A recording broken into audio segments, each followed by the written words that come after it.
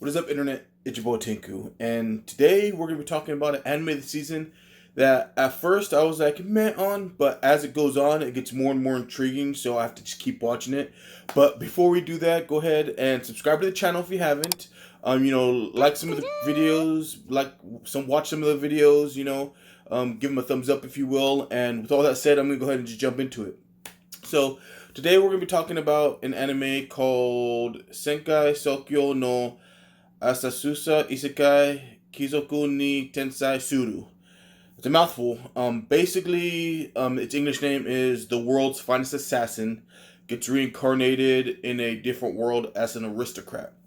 And it's actually written by the same guy that does Redo a Healer. So I was like, kind of who at first, kind of like, is it going to be like spicy like that? And it's not. It's more intriguing than anything. It revolves around our main character, Lu Tetusa I think, or Tuta. I can't really pronounce it, but basically Lu. In his former life on Earth here, he was raised by an organization, they say, and he was the world's greatest assassin. He was always got his target, always obeyed orders. He was a company man, we'll say.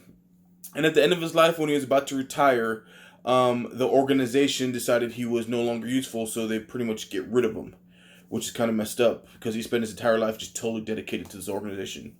And so he gets pulled in by a goddess, and the goddess tells him that she's going to reincarnate him to a world of sword and sorcery, and he has to kill the hero of this world by his 18th birthday, and she's trying to stop basically the end of this fantasy world. So he gets to pick some skills, and he does it, and that's when he's reincarnated as Lu. And so he's in an aristocratic family, but this family is basically a family of assassins. So he goes from being an assassin to being born into a family of assassins, and they're aristocrats in their royalty, but their motto, their way of life is a lot different. They are assassins. They don't just go around killing people willy-nilly or anything like that. They're an assassins for the kingdom to keep the kingdom from falling into corruption. So it doesn't matter who it is, nobles, royalty, anything like that. If they are a detriment to the kingdom or deemed a detriment to the kingdom, then this family is what's sent to them to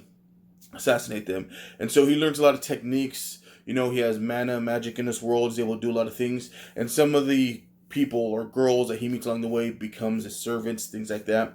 Very intriguing how he's doing his training and how they can compare it to this life, his life as assassin, like right here, versus his old life as an assassin, because he retains all his memories, of course. What's really great about this one, too, you find out that he's not the only one that got sent back, and so they sprinkle in from time to time other people that the goddesses have pulled to try to assassinate things and where they are, and you check in on them, and it's quite hilarious. That part's kind of funny. But this one is really intriguing because, one, he doesn't know who the hero is. He only has until his 18th birthday. I think he's 15 now, 14 now, 15 now. And he has to, basically follow his family rules. He's old enough where he's being sent out on his own for assassinations. And some of the people he has to assassinate, if he doesn't agree with it or anything like that, he still has to do what he's told because his father raised him to carry the weight of every assassination that he, every person he kills, basically, which is something he didn't do in his previous life because he was just, whatever, I just do what the company tells me, whatever. But his family's motto is like, we don't want to do this, but it's necessary. So every time you take a life, you'll carry that weight with you, and you'll know like what it feels like to, to carry that with you for all your life. So it's very intriguing. A lot of the girls that he gets, of course, becomes very haremish. He has his eye set on one particular girl, so the arc that they're about to go into is very interesting because of that. And then, of course, he ends up with two servants that he rescues at a very young age and kind of raises them to be his assistant assassins and join his family. And one's a servant and always with him, things like that. And the other one is he adopts as a sister and runs his corporation, I guess we'll say. You'll learn a lot about that if you watch the anime. It's very good. But it's very intriguing, guys. Watch it. I recommend it. I think it's one of the best animes of the season.